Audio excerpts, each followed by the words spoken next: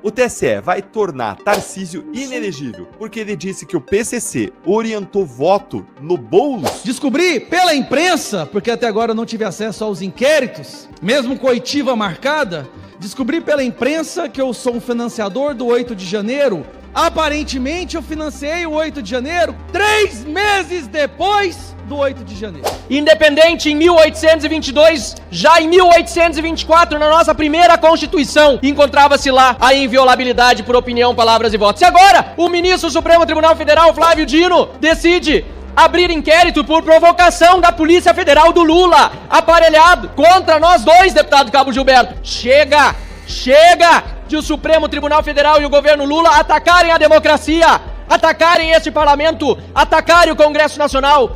É hora, aliás já passa dela, de darmos a resposta que os abusadores merecem. Chega! Meus amigos, não está fácil. O Supremo Tribunal Federal continua passando de todos os limites. E o que você vai ver agora é o Supremo Tribunal Federal usando o seu emparelhamento de todo o sistema para perseguir, censurar e cada vez mais acuar a direita. E você também vai ver aberrações da Polícia Federal, o que eles são capazes de fazer para seguir as ordens do Alexandre de Moraes. Claro, eu quero pedir para você antes só me ajudar a compartilhar esse vídeo para mais pessoas. Os brasileiros precisam saber o que está acontecendo no Brasil, meus amigos. Isso que está acontecendo é inadmissível. Nós temos que continuar pressionando deputados e senadores para que eles possam reagir, fazer alguma coisa pelo povo brasileiro, porque desse jeito, vou falar para vocês, já pode fechar o Congresso, pode fechar, a PGR, a OAB, tirar todos os cargos de desembargador, deixar apenas o Supremo Tribunal Federal mandando em tudo horas. Já que eles tomam todas as decisões, vamos cortar os gastos e deixar com que eles tomam todas as decisões, pelo menos assim é menos imposto pro povo brasileiro. Sabe que é brincadeiras à parte, a gente tem muita luta ainda e o que nos resta é nos posicionar. Então me ajuda a compartilhar esse vídeo e olha agora as aberrações que a Polícia Federal pode cometer apenas para seguir as ordens de um ditador. Descobri pela imprensa que eu sou um financiador do 8 de janeiro da forma Crediário Casas Bahia. Aparentemente eu financiei o 8 de janeiro, caros colegas, 3 meses depois do 8 de janeiro. Assim, aí saíram da criatividade e foram para a insanidade. Descobri também que aparentemente no meu escritório político em Goiânia funciona uma escola de inglês e uma loja de roupas. Só que curiosamente a busca e a apreensão não foram no meu escritório para confirmar essas denúncias. Foram na minha casa e a única coisa que eles pediram foi o meu celular. Não pegaram os documentos, não pegaram contratos, não pegaram nenhum papel. Eles queriam apenas o meu celular. Me acusando de ter uma escola no meu escritório político, mas, curiosamente, não foram fazer busca e apreensão no meu escritório político. Tem cabimento isso? Alguém consegue entender a lógica por trás disso? Depois, isso tudo, é que é incrível, eu tive acesso, não porque o judiciário, o Alexandre de Moraes concedeu, mas porque a imprensa vazou. Descobri que aparentemente eu tinha a intenção futuramente de desviar uma emenda para o Moicipe. Se alguém aqui já assistiu Minority Report, é isso que está acontecendo no Brasil. Eu recebi a Polícia Federal na minha casa, com arma em mãos apontadas para o meu filho, porque de acordo com Alexandre de Moraes, eu estaria cogitando a provável hipótese de desviar a emenda para um município que não recebeu nada de dinheiro público. Mais uma vez, isso não é criatividade, nós chegamos no nível de insanidade. E aí eu acordo também e vejo pouco tempo depois uma foto de dinheiro espalhado no chão dizendo que encontraram na casa de um assessor. Meu assessor, que mora com a mãe dele, porque ela é uma senhora de idade doente, ele mora com ela para cuidar dela. A Polícia Federal foi lá e pegou toda a economia dessa senhora de 72 anos. Que provou todos os contratos das lojinhas que ela aluga, das economias da vida dela. Aí a Polícia Federal do Alexandre de Moraes pega as economias de uma senhora de 72 anos, esparrama no chão, coloca a insígnia da Polícia Federal e tira uma foto e sai na imprensa. Agora, sabe qual que é a parte curiosa? Essa foi a melhor de todas. A foto desse dinheiro saiu na imprensa antes da Polícia Federal sair da casa da senhora. Esse foi o vazamento mais rápido da história. Antes mesmo da Polícia Federal sair da casa dela, a foto do dinheiro estava na imprensa. E ela tentando mostrar para eles os contratos, tentando mostrar a declaração de imposto de renda, eles não queriam, eles queriam a foto. A foto, era só isso que eles queriam. Nós estamos numa situação, caros colegas, passou de todos os limites possíveis, todos. Agora, Polícia Federal na minha casa, porque eu financiei o 8 de janeiro antes de ser deputado, com cota parlamentar.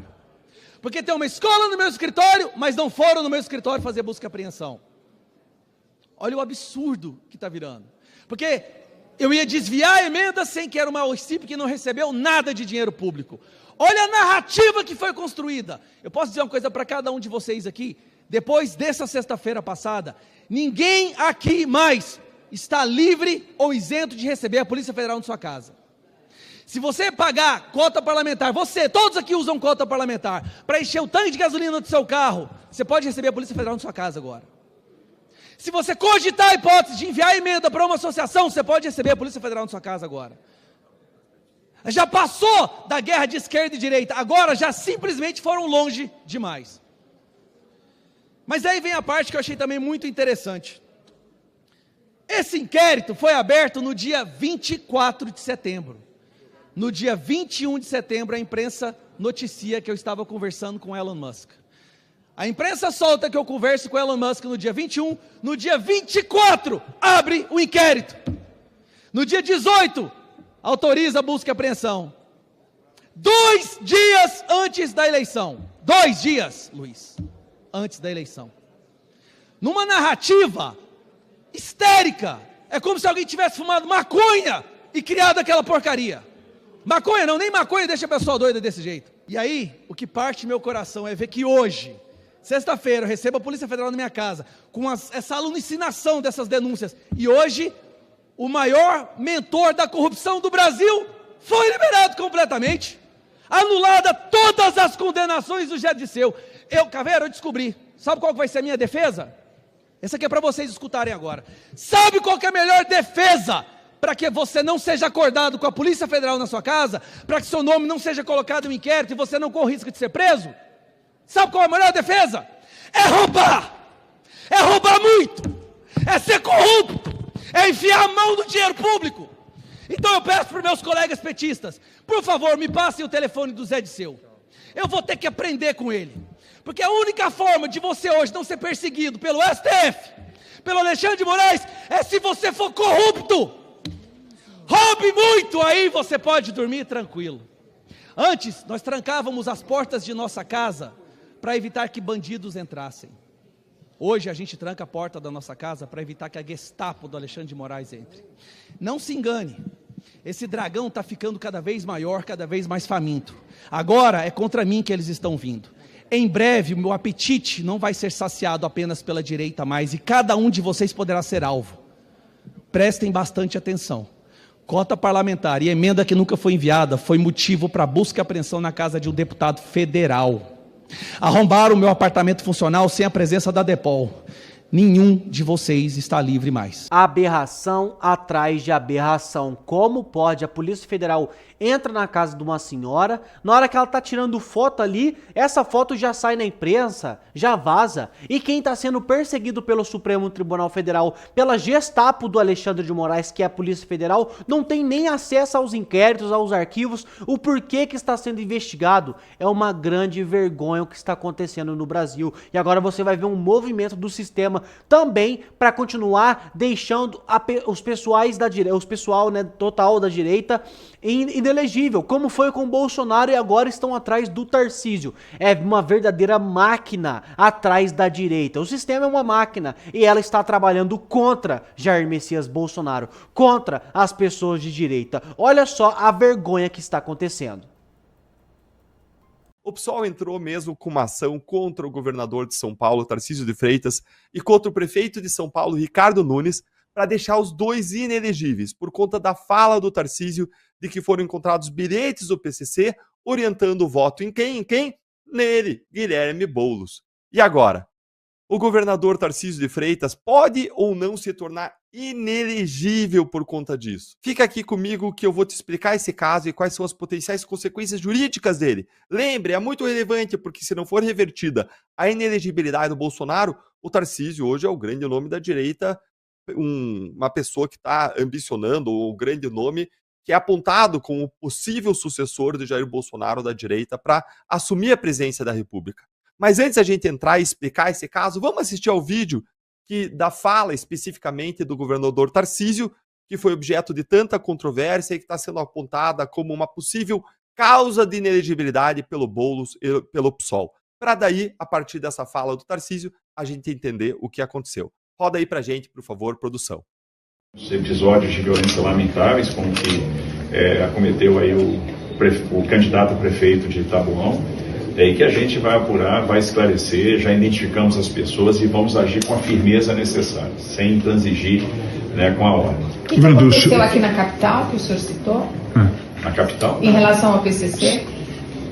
Não, teve o salve, houve interceptação de conversas, né, e de orientações que eram emanadas de presídios por parte de uma facção criminosa, orientando determinadas pessoas em determinadas áreas a votar em determinados candidatos. Houve essa ação de inteligência, houve essa interceptação, agora isso não vai ter influência nenhuma nisso. Mas qual era o candidato que eles estavam orientando a votar?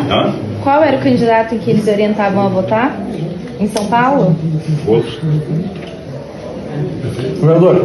Governador, qual é o candidato em que o PCC, através dos salves, orientava a votar? O Boulos, finge a surpresa. O defensor da bandidolatria do lado do PT e do PSOL, que quer passar a mão na cabeça de bandido como se fosse vítima da sociedade. Finge a surpresa que o PCC estava apoiando o Boulos. E pronto, gente, você acabou de ver aí. O governador Tarcísio de Freitas disse que na operação de inteligência das Forças de Segurança de São Paulo se interceptaram conversas do PCC, os chamados salves, que são orientações dessa organização criminosa para os seus membros, para os seus associados, dizendo que eles, os membros do PCC, deveriam votar em quem? Guilherme Boulos para prefeito de São Paulo. E é importante eu notar aqui que o Tarcísio não disse isso do nada. Ele estava num contexto de coletiva de imprensa. Ele foi perguntado sobre o assunto, e aí ele até falou, o que mesmo?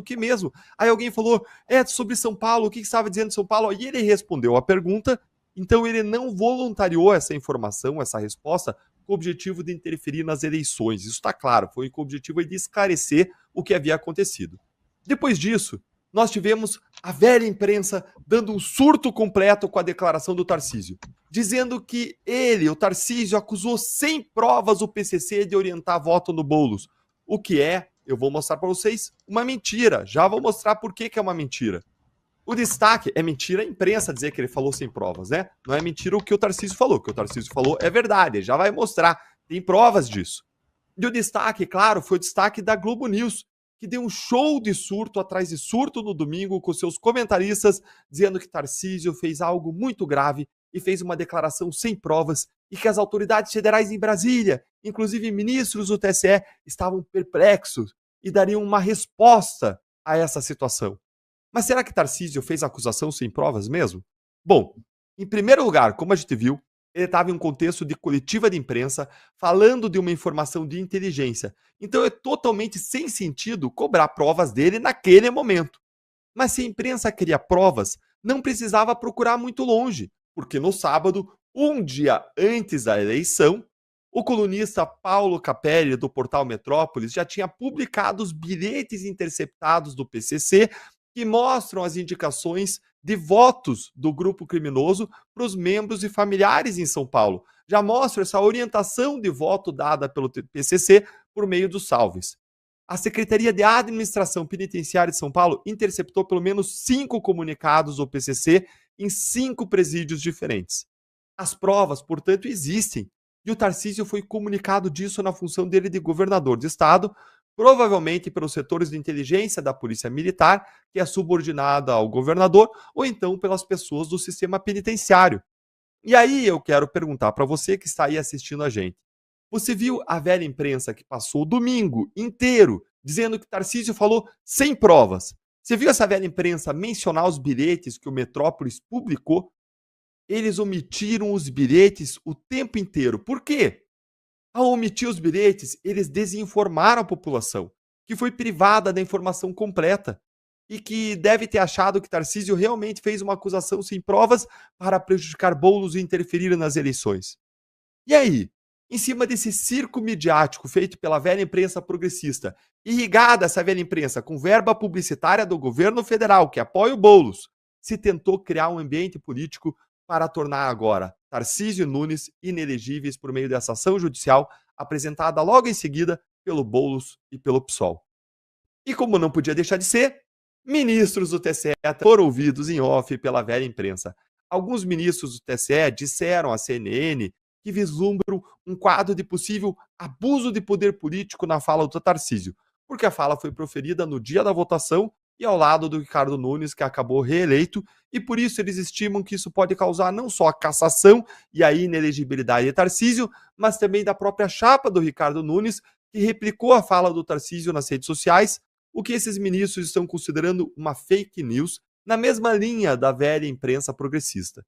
E quais foram os precedentes que esses ministros do TSE lembraram? O do Fernando Francischini, daqui do Paraná, que fez uma live contra as urnas eletrônicas no dia da eleição e foi cassado e condenado à inelegibilidade, e o caso do próprio Bolsonaro, que fez aquela reunião com embaixadores em que criticou as urnas eletrônicas. Mas afinal, o Tarcísio poderá ser punido ou não? A minha opinião é que não. E por quê? Porque há muitos motivos jurídicos para não punir Tarcísio com a cassação e com a inelegibilidade. Primeiro, como a gente viu, a informação era verdadeira, não era fake news. Assim, não dá para dizer que ele espalhou fake news e nem desinformou, o que descarta a aplicação daquele precedente trazido pelos ministros do TSE, que era o caso Francischini, em que haveria lá sim uma desinformação. Em segundo lugar, ele falou a informação dentro de uma coletiva, respondendo à pergunta de um jornalista. Então ele não trouxe a informação como um ataque eleitoral, nem um abuso dos meios de comunicação por parte de um governador. Em terceiro lugar, não há como dizer que essa fala, por si só, desequilibrou a disputa eleitoral, porque a informação já era conhecida, tinha sido divulgada pelo Metrópolis no dia anterior, e o Nunes estava muito à frente do Boulos nas pesquisas eleitorais. A projeção do resultado se confirmou no domingo apenas. E em quarto lugar, não tem como dizer também que todo o eleitorado foi impactado pela notícia, é evidente, porque essa fala aconteceu no próprio dia da votação. E eu ouso aí chutar que a maioria dos eleitores nem ficou sabendo do que o Tarcísio disse. Então, juridicamente, eu não vejo como que o Tarcísio possa ser punido por isso. Mas, como vocês sabem, o problema aqui não é jurídico, é político. E quem vai dar a última palavra é quem? É o TSE. Por isso que eu sempre falo aqui, a gente tem que continuar lutando, a gente tem que continuar se manifestando, a gente tem que continuar se impondo. Comenta aqui embaixo o que você acha sobre isso. Não deixa eles te calarem, não deixa eles colocarem medo em você. Eles estão avançando pra cima da gente. Se a gente abaixar a cabeça, aceitar tudo o que está acontecendo e não fazer nada, infelizmente o fim vai ser triste para o Brasil. Quero pedir pra você dar a sua opinião mais uma vez, tá? Mais uma vez eu vou pedir, dá a sua opinião aqui embaixo e me ajude a compartilhar para que os brasileiros saibam o que está acontecendo no Brasil, tá ok? Muito obrigado a todos e até a nossa próxima notícia.